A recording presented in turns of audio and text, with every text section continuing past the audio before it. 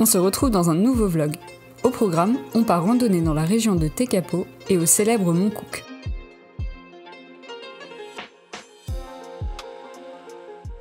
Première étape de la journée, on décide de s'arrêter sur le bord de la route pour visiter Burke's Pass. Ce village rétro-américain est un incontournable dans la région.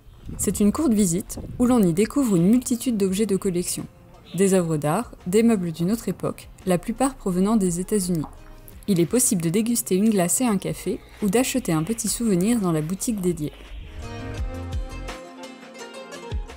Longeant le bassin du Mackenzie, le lac Tekapo, en maori Tereo, qui signifie « en hâte la nuit », est le deuxième plus grand lac de l'île du Sud avec une superficie de 83 km². Une randonnée qu'on nous avait fortement recommandée, gravir le mont Saint John. La première partie du sentier est pentue et la marche dure environ 1h30. On traverse des forêts jusqu'à atteindre la partie extérieure, constituée de marches et de roches.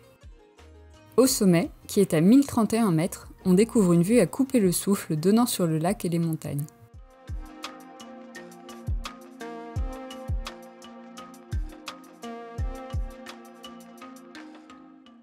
Reconnue comme réserve internationale de ciel étoilé, celle-ci s'étend sur une superficie de 4367 km².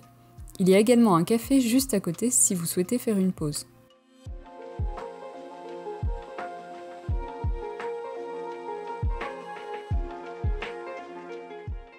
On arrive à The Church of the Good Shepherd, qui signifie en français l'église du bon berger. Celle-ci fut construite en 1936. Cette modeste église en pierre avait deux objectifs. Elle fut érigée afin de célébrer la gloire et la puissance de Dieu, mais aussi en tant que mémorial pour les pionniers de la ville. Aujourd'hui, l'église est la plus photographiée de Nouvelle-Zélande. On commence la balade par le sentier des Blue Lakes, qui est facile et très bien balisé. Après 10 minutes de marche, on arrive au lac. Réputé pour leur couleur bleue, celle-ci est due à la réflexion du soleil et aux particules de glace. Nous avons plutôt observé un sublime lac vert émeraude. Ce changement est dû au manque de neige sur les montagnes. On continue la promenade et nous décidons de prendre de l'altitude pour admirer le mont et les glaciers.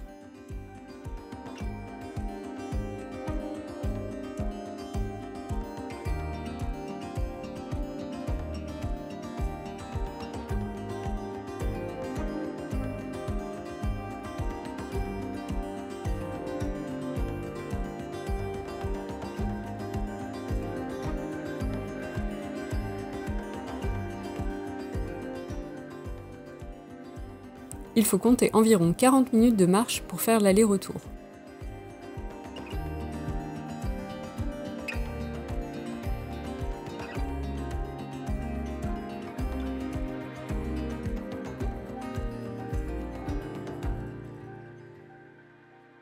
La couleur turquoise transparente de l'eau est due à un phénomène bien précis.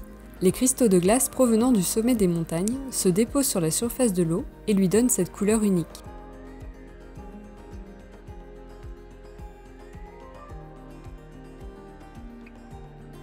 La dernière marche de la journée, de 4,5 km, est située près de Tarns et offre une vue incroyable sur la vallée. Avec un dénivelé de 520 mètres, elle peut être réalisée en 2-3 heures selon votre rythme de marche. Sur le chemin, on traverse le pont en bois sur le ruisseau de Black Birch, puis débutons la montée abrupte jusqu'au Red Tarns. Son nom provient de la couleur rouge de l'herbe qui pousse près de l'étang. Et pour la première fois en 2 ans, Clara est à l'arrière de la randonnée.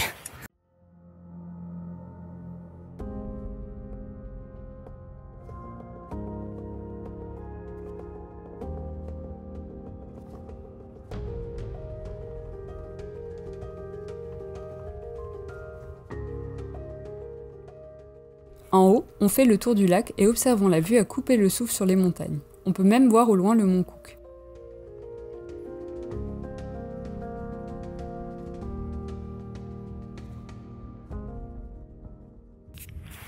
Bon ben voilà, ça nous aura pris à peu près 45 minutes pour monter.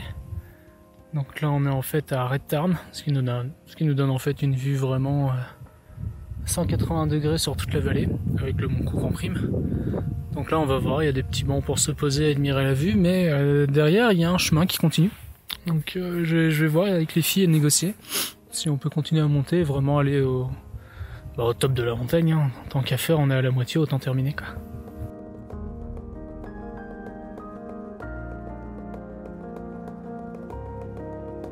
On emprunte la State Highway 80 qui n'est autre que la route la plus pittoresque du sud de la Nouvelle-Zélande. Et on arrive au parking gratuit du White Horse Hill Car Park, c'est d'ailleurs le point de départ de la Hooker Track. Pour ceux qui ne savent pas, quand vous arrivez au Mont Cook, il y a un car park gratuit en bas. Bon, il n'y a pas énormément de place, mais si vous tournez 5-10 minutes, vous trouverez forcément quelqu'un qui s'en va.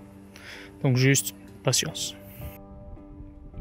Hooker Track est sûrement la randonnée la plus connue et touristique de la région. Elle couvre une surface de 10 km et attire des marcheurs du monde entier. Comptez environ 3 heures pour faire l'aller-retour avec un dénivelé de 124 mètres. Notre premier stop se fait à l'Alpine Memorial. Celui-ci commémore les douzaines de grimpeurs et de randonneurs qui ont péri lors de l'ascension dans les montagnes. Après une vingtaine de minutes de marche, on atteint notre tout premier pont suspendu, puis on enchaîne avec le second. Les ponts en bois voltigent dans les airs au-dessus de l'eau plâtre des lacs. Le courant est impressionnant.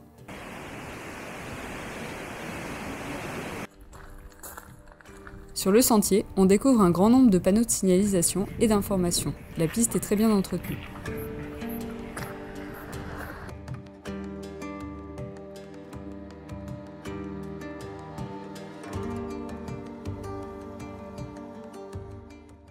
Après plus d'une heure de marche, on arrive à la vallée et descendons au plus près de l'eau. Celle-ci est glacée, on voit encore jaillir des eaux, les derniers morceaux de glace pas encore fondus.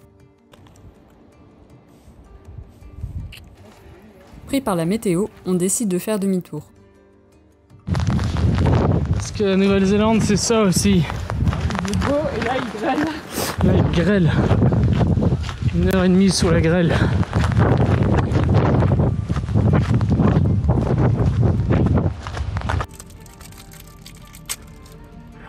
On vient de terminer du coup la rando de Hooker. Et il est super beau quand on est parti et on s'est pris une grosse partie de grêle dès qu'on est arrivé vers la fin du sentier. Et là il pleut des cordes. Et on a un peu de peine pour tous les gens qui étaient en train de partir avec juste des petites sandales ou des tongs et tout. Nous on est trempés. Paix à leur âme. Paix à leur âme. Sinon la randonnée elle était chouette. Ouais, en été il n'y a pas trop de glaçons. Il y a pas trop de glaçons. Et en vrai le chemin est facile, ils disent qu'on peut emmener des poussettes et des fauteuils roulants. Bon ça je sais pas trop comment vu que c'est du gravier.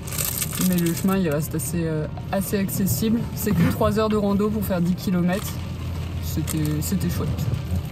On espère que tu as apprécié la balade. N'hésite pas à nous rejoindre sur cette chaîne et sur nos différents réseaux sociaux. Et d'ici là, on dit à très vite pour de nouvelles aventures.